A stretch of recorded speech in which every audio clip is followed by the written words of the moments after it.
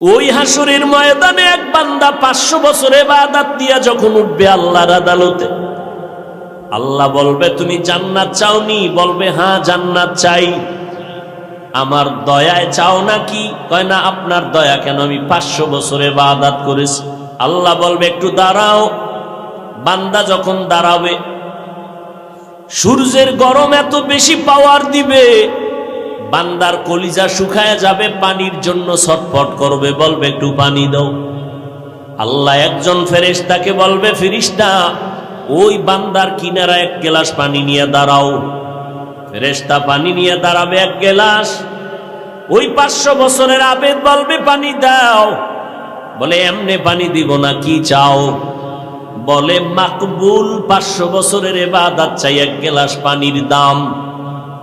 আবেদ চিন্তা করবে আমার জান বাঁচান দরকার, মরে যাই, পানি দাও, ইবাদত পরে 500 বছরেরটা দিয়া দিলাম। এক গ্লাস পানি পান করিয়াও বান্দার পানির পিপাসা মিটবে না, এখন আরো পানি চাইবে, কিন্তু দেওয়ার মতো ইবাদত তো নাই।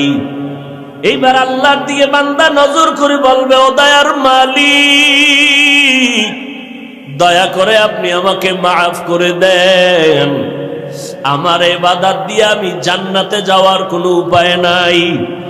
নবী বলেন আল্লাহ পাকের রহমত ছাড়া কেউ জান্নাতে যেতে পারবে না। নবী আম্মা জান আয়েশা বলেন, নবী আপনার কি হবে? কয় আমিও আল্লাহ পাকের রহমত ছাড়া জান্নাতের দরজায় যেতে পারবো না। আল্লাহর নবী চোখের পানি ছেড়ে বলেন, আয়েশা ওই লোকটা এমন কাঁদাই যে কাঁদবেন। ওই লোকটা বলবে, আল্লাহ তোমার দয়া ছাড়া উপায় নাই, কারণ এক গ্লাস পানির দাম যদি 500 বছরের ইবাদত হয়, জীবনে কত পানি পান করেছি। খানা খাইতে আমার পানি লাগতো 1 গ্লাস, আমি 5 গ্লাস পানি অপচয় করেছি। মসজিদে নামাজের কাতারে ঢুকতে গিয়া ওযুখানায় বসে কত পানি অপচয় করলাম। ও আল্লাহর বান্দারা, তোমার আমার হাতটা ধুইতে অল্প পানি, কত পানি অপচয় করলাম।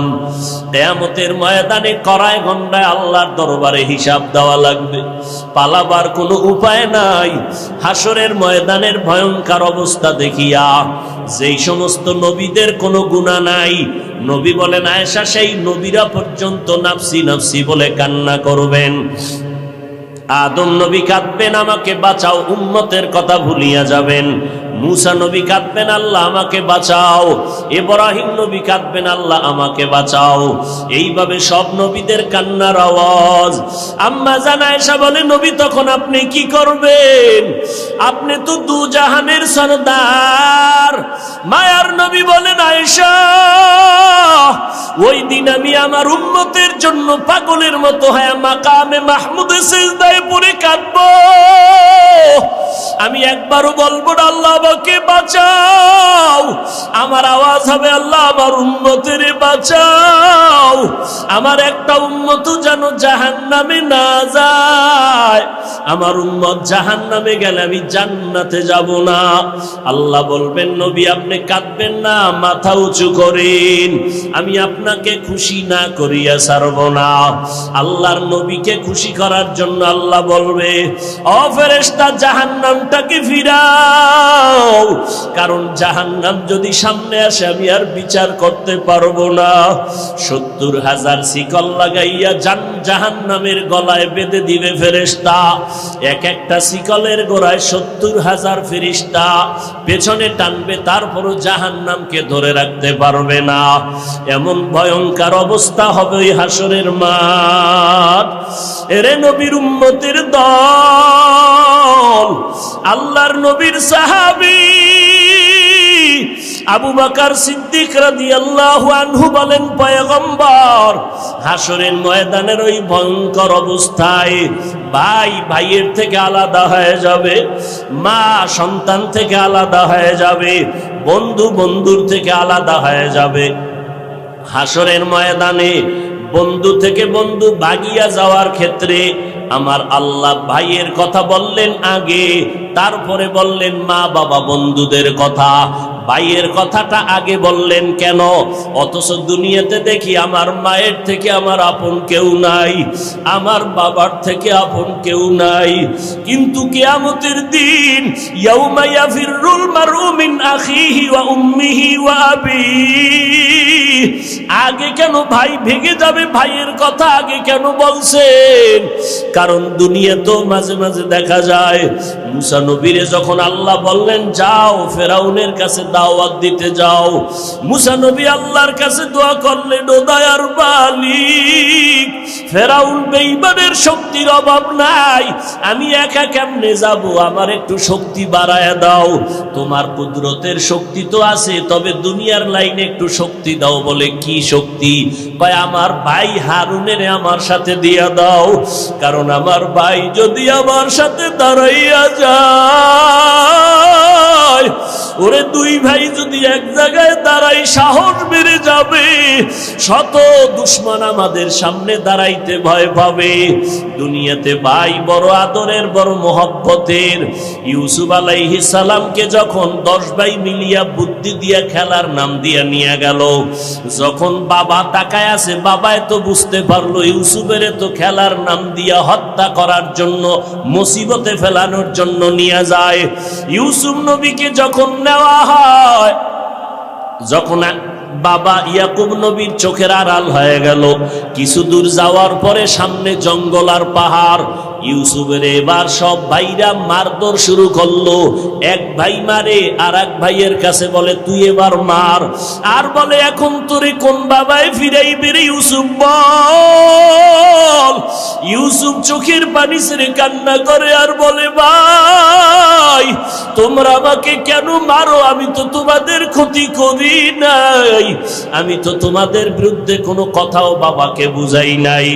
এইবার ইউসুফ বলে আমি তাকায় দেখি আমার বড় ভাই নাম হলো ইহুদা, ও দেখি সবাই রে বুঝায় আর মারিস না। ওরে ভাইয়ের কান্না সহ্য করতে পারি না। ওরে বান্দা দেখ শুনি বড় ভাইয়ের কত দাম। অনেক ফ্যামিলিতে মা বাবায় বুড়া হয়ে গেল, এইবার কামাই করার মতো কেউ নাই। বড় ভাইকে আমার লেখাপড়া অর্ধেক হয়েছে, আর দরকার নাই, মা বাবারে কামাই করি, আমার ছোট ভাইটারে আলেম বানাই, ছোট ভাইকে আমি টাকা পয়সা দিয়া মানুষ বানাবো।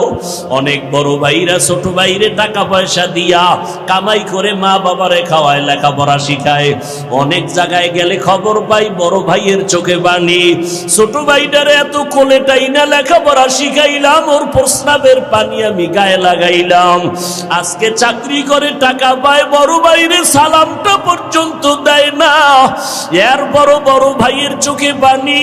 রাতের গভীর হঠাৎ যদি শুনে রাস্তার মাঝে পটিয়া বাজারে ছোট ভাইয়ের উপরে কারা যেন সন্ত্রাসী আক্রমণ করে, বড় ভাই ঘর থেকে একটা দৌড় দিয়া ছোট ভাইয়ের দরবারে গিয়া হাত দুইটা বাড়ায় কয় তোরা পারলে আমাকে মার, আমার ছোট ভাইয়ের গায়ে হাত দিবি না, কারণ আমার ছোট ভাইটারে মানুষ বানাইতে আমার কত ঘাম জমিনে গেল। আমি নিজে না খাইয়া কষ্ট করে ওরে পড়াইয়া মানুষ বানাইছি, তোরা আমার গায়ে মার, আমাকে আঘাত কর, আমার ছোট ভাইরে আঘাত করবি না। ইউসুফের বড় ভাই যখন ইউসুফরে মারবি না, ওই অন্য ভাইরা কয় কথা যদি বলো বেশি তোমাকে আমি মারবো। লম্বা ঘটনা আপনারা জানেন। ইউসুফ নবীর জামা কাপড় খুলিয়া রশিতে বেঁধে যখন কূপের মধ্যে ফালাইল, সবাই ভাইরা জামা কাপড়ে রক্ত মেখে বাবার কাছে গেল। ইউসুফ নবী কূপের ভিতরে কেউ নাই, ওই কূপের ভিতরে একা কোথায় যাবে কোনো ঠিকানাও নাই। বাবা ইয়াকুব কাঁদে আমার ইউসুফ কই? ইউসুফ নবী বলে মাঝে মাঝে দেখি আমার বড় ভাই ইহুদা এসে আমারে নাস্তা দেয়, খবর নেয়, কারণ বড় ভাইয়ের মহব্বত বড় কঠিন। এরে নবীর উম্মতের দল, এই বড় ভাই বড় বাবার সমতুল্য মর্যাদা। আজকে যারা বড় ভাইয়ের সাথে খারাপ আচরণ করো,